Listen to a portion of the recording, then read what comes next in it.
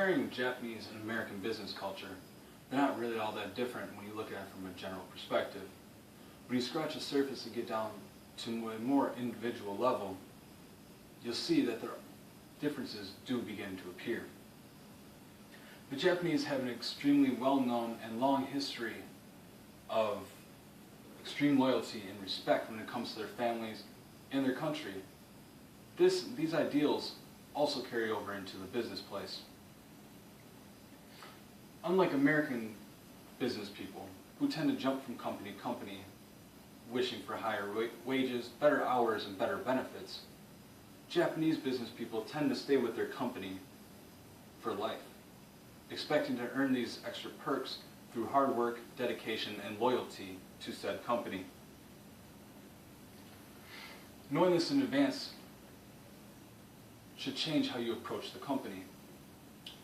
It should help you better understand that a company may do business with you not solely based on what you can provide them and what they can provide you, but because you maintain the personal relationships and take the time and effort to make strong bonds with each other.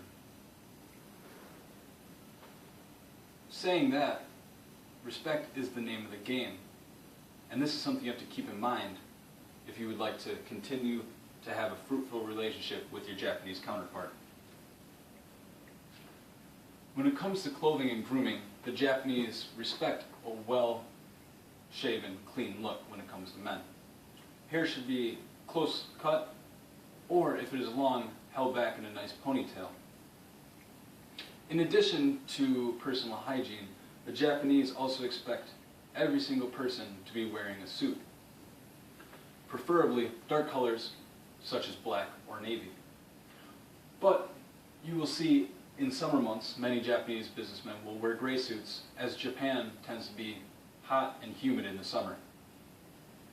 With the suit, you should also wear a low-key tie, something that sets you apart yet isn't too flashy. When wearing a black suit with a white shirt, you should avoid wearing a black tie with that suit, as that is what people wear when they go to funerals in Japan. In addition to having a nice suit, you should also have presentable dress shoes that are both comfortable and easy to slip on and off, such as these. This is because it is custom when entering some places in Japan to take off your shoes, such as one's home. Like men, women should also dress in fine attire. But unlike businesswomen of America, when you're dealing with Japanese business people, you should avoid wearing pants, as this may intimidate the men. A skirt or very low-key dress is preferable. In addition to the dress and or skirt with blazer combo, you should also wear nice shoes.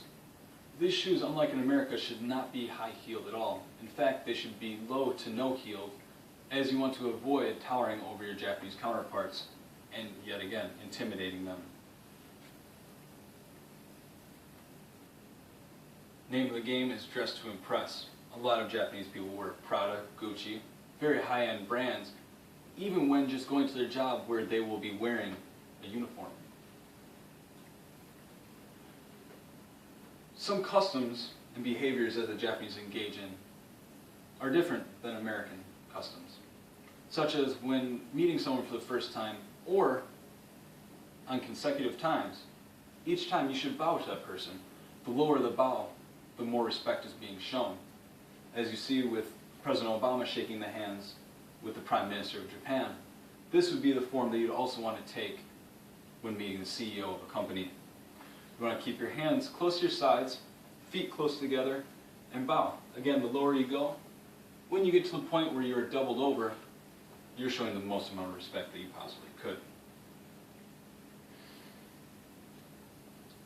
As you see here, Japanese businessmen have also taken the custom of shaking hands, though they're not as comfortable as American businessmen when doing that act. So do not be surprised if they do not grasp your hand as heartily or shake as vigorously as we do in the US. Doing so and overstimulating their hand could turn them off and cause them to avoid doing business with you in the future. During a meeting, you will see that almost no one will be looking at you while you're giving your speech, while you're doing a presentation. This is because the majority of the room is taking notes, writing down every little minute detail that even you yourself don't pick up in your own presentation. In addition, you will see that some members in the room will sit back and close their eyes. This is to shut off all their senses and key in on exactly what you are saying. In addition to the weird custom of supposedly not paying attention, as we would say in the US, to the speaker, Japanese also have different body language than we do. They tend to nod and say yes, even when they say no.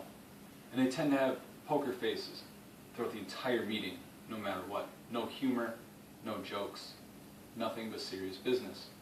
They will also tend to fall silent throughout the business as a negotiation tactic to make you feel uncomfortable. Knowing and understanding Japanese body language will be key to each and every meeting. In addition to them being silent, you will notice that a lot of Japanese business people will not look you directly in the eyes or stare at you too long if they do look at you. This is seen as extremely rude and disrespectful and should be avoided at all costs.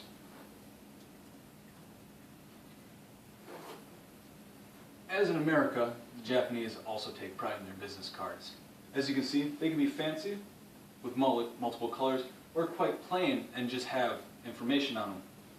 But when you do give a card to the Japanese, you're expected to bow slightly and present the card with both hands. When receiving the card, you should do the same motion. Also, when you are traveling to Japan, you should have business cards that are double-sided, with one side having the Japanese writing on it so that they can read it, and the English side on the other side. Though most Japanese business people do read and understand English, it is a good gesture to write it in their own language to show respect for them. When dealing with business cards and receiving business cards, you should treat the card itself as if it's an extension of the person. You should not write on it or hastily shove it in your pocket after being given it. You should take time to admire each business card and truly take in the information that is on it, as the business cards are the gateway to communication and networking in Japan. After the meeting, your host may invite you out for drinks. Most likely they will. The most popular spot to go are to karaoke bars where everyone can have a drink and sing along with their favorite songs. At the bar, drinking is a very important part of Japanese culture, and they will drink very heavily, so prepare yourself in advance. Also, while you're at the bar, you should never fill your own drink, even if your table has its own bottle. Always allow someone to pour your drink for you and avoid this snafu. Toasts are also extreme commonplace, and you should never toast with an empty glass. Your glass should always be full, not half full, not three-quarters full, but full while toasting. Good news for the women out there, you're also invited to go out to drink. But if you do so with caution, as getting overly drunk is seen as reckless and careless in Japanese culture when it comes to women. In addition, you may be invited to other social outings, possibly at someone's home, which is an extreme honor. When you are invited to such outings, you should arrive sociably late, as this is actually expected. In addition to drinking, gift giving is a very important part of Japanese culture.